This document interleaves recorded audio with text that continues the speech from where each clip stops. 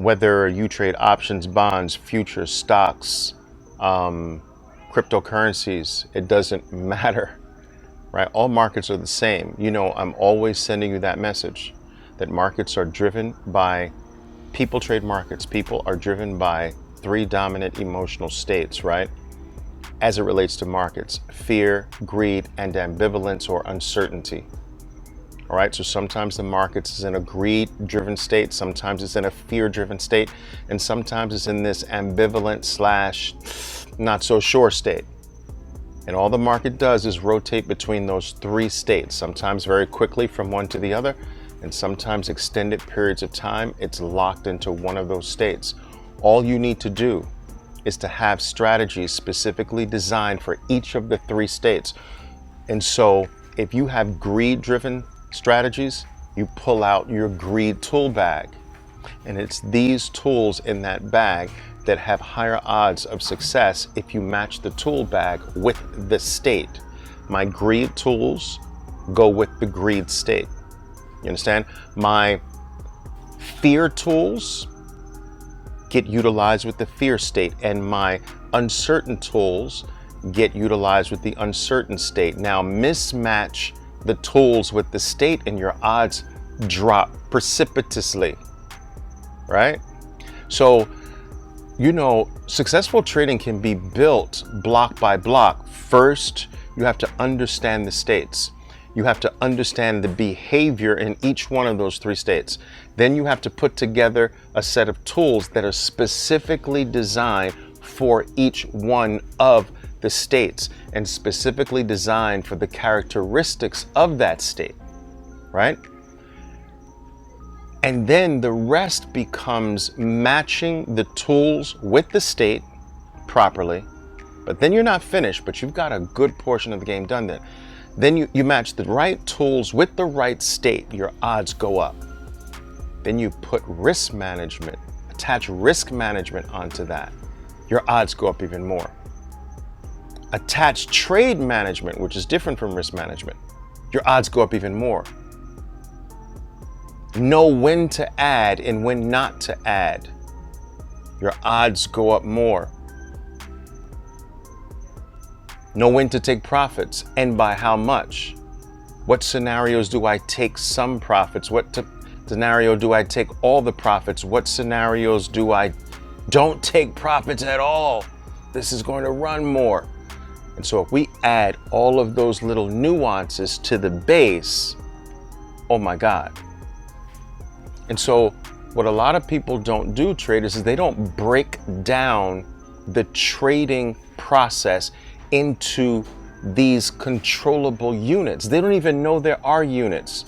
They just wake up every morning and just pray that I hope today is different from yesterday, like a freaking gambler going to the casino on the second day of their trip to Las Vegas.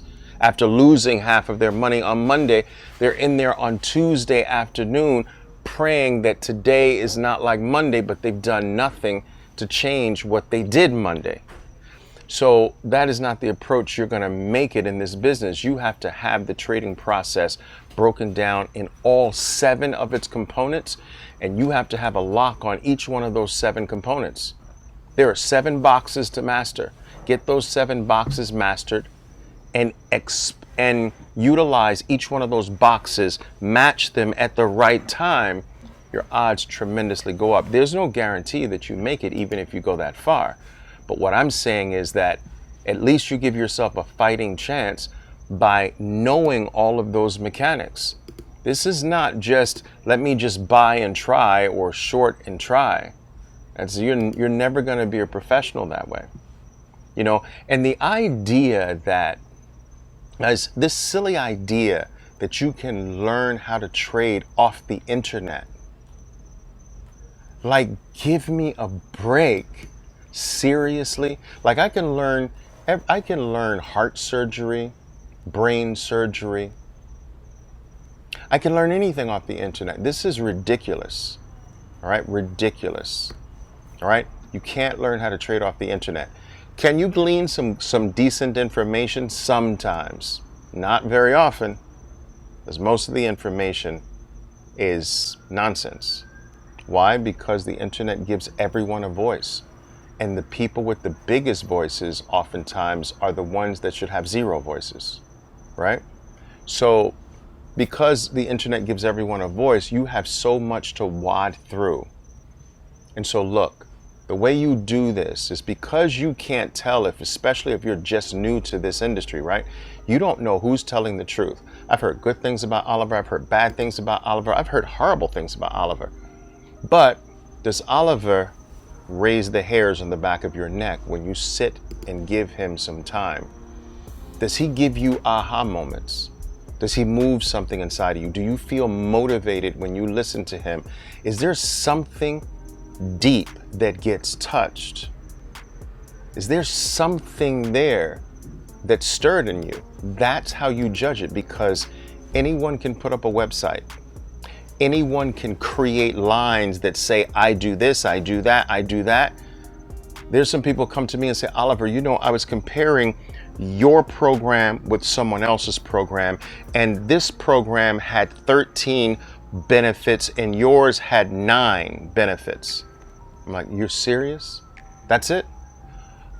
All right, give me 2 minutes. Now I got 15 benefits. Like, if it's that easy, then maybe this is probably not right for you. Your intelligence level is not that high. You can't go by websites, and you can't really go by what people say. You shouldn't even go by what I say. You should go by what you feel. Now, I know that society has taught us to not go by your feeling, to go by your thinking. I think your feeling is more accurate than your thinking. All right? Thinking is cerebral, feeling is from the heart, feeling is from the gut. You ever have every reason to like a person, but somehow it's like, this person is important, this person has done this person is great at that, this person is amazing doing that, but I don't know, I don't like this. That's the feeling part. You trust that. And if I make you feel like that, you shouldn't be here. And gladly, if I make you feel like that, I don't want you here. I don't want you near me. I don't want you in my life. If I don't make you feel motivated, inspired, driven, if you don't feel that you come away from our time together better than you were before, better, smarter, more intelligent, then you shouldn't waste a single moment of your precious time with me. Not a single moment. I'm not worth it if I don't make you feel that way. Do you understand what I'm saying? So my point is that you have to be careful where you give your attention, because your life goes in the direction of your attention. You give your attention to the wrong people, and I promise you, you will go off so far off the path that you're supposed to be on, you'll be so lost, you might not ever come back. Follow the wrong people long enough, but you won't ever find the path back to the original state of truth. You got to be careful who you give your life force to, who you give your energy to, who you give your attention to, because attention is life. You understand?